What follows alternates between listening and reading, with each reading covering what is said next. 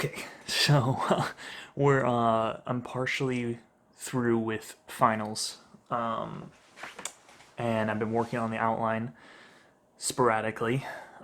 Today is Thursday, and want to give a midweek check-in before I go back and kind of record the main things that I'm going to talk about in this video, which are outlining and all that stuff. But currently, I'm kind of losing my mind as I'm thinking about what I've endeavored to do. I thought this was important to document because today is November 19th. That means that I have 12 days from now to finish my outline and to have a full first draft of a screenplay. Now, to anyone out there who hasn't written a screenplay before, this is intimidating. To anyone who has, this is intimidating. Um, it's a good practice to try to get a script out very quickly. If you're ever in a TV writing environment, you might have to punch out a 45-page script in a night sometimes. And so it's good to have the practice.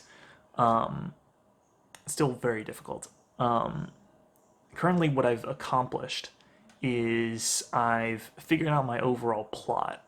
And so what I do usually is kind of get the big plot points down. And so I know where I start a story and I try to figure out where I'm going to end it. And so then you have the start and the end. And then usually I try to figure out kind of the end of the first act and the start of the third act.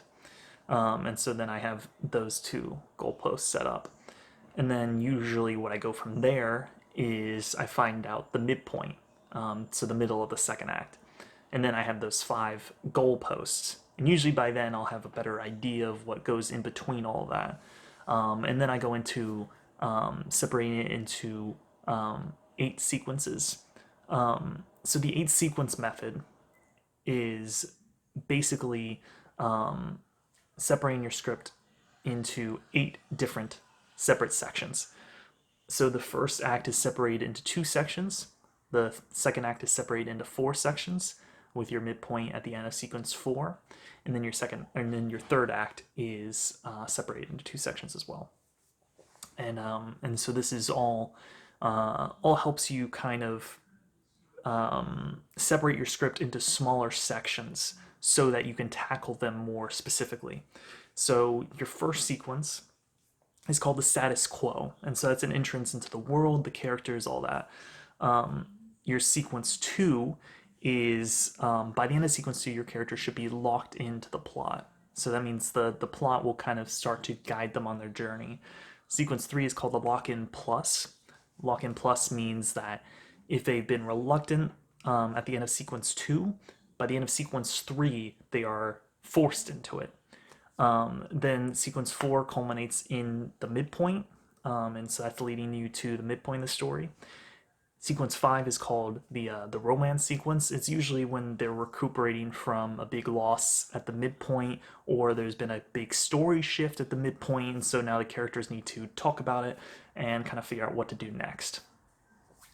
Sequence 6 is leading towards the end of the second act, and so it's usually another attempt at the plan, usually something that they figured out maybe in sequence 5, and then they fail again, usually. Sequence 7 is the climax, so this is where they finally succeed. Sequence 7 is usually larger, they're not equally sized chunks. And then sequence 8 is the denouement, or the resolution. And so that's usually how I try to break it up. I haven't done that yet for my script, but it's what the next step is. And each sequence also can have a sequence tension. A sequence tension is basically just what's going on in the sequence, and it's usually a character trying to do a thing. It doesn't need to be the main character. Usually it is, though. And it's usually what that character wants for that section, what that character is specifically pursuing. And so it boils down all from the main tension.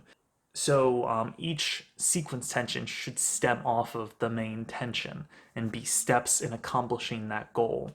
And a sequence tension can fail. The answer, will the character do this? The answer can be no. But that question should usually be answered by the end of that sequence, and kind of helps you break up your story into bite-sized chunks. Because if you're just like, okay, so sequence 3 or whatever, Joe needs to get popcorn from the supermarket. Will Joe get popcorn from the supermarket? Okay, so the sequence is going to be about Joe preparing to go to the supermarket, going to the supermarket, usually met with a challenge, and then does he get it or does he not? If he gets it, then he's seemingly gotten his want. How does that affect him in the next sequence? Or if he doesn't get it, where's he gonna go next to get that popcorn? Stupid example, but you get what I'm saying. And that helps your story kind of just grow more organically, and also helps to break down, especially the second act, because the second act is a barren wasteland of anything can happen.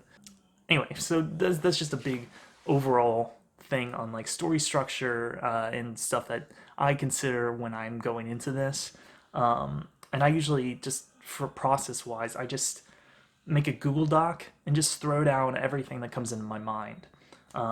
And usually, what I'll do, if I'm not on a tight timetable like I am now, is I will make this Google Doc and kind of jot down notes over the course of sometimes even a few months.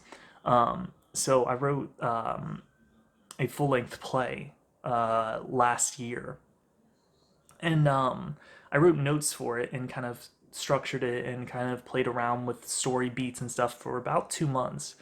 And before I finally sat down to actually outline it properly and write it. And I think that helps a lot. That's helped me greatly, honestly. I'll do another check in on Monday as I end the outlining phase, and see you then. Bye bye.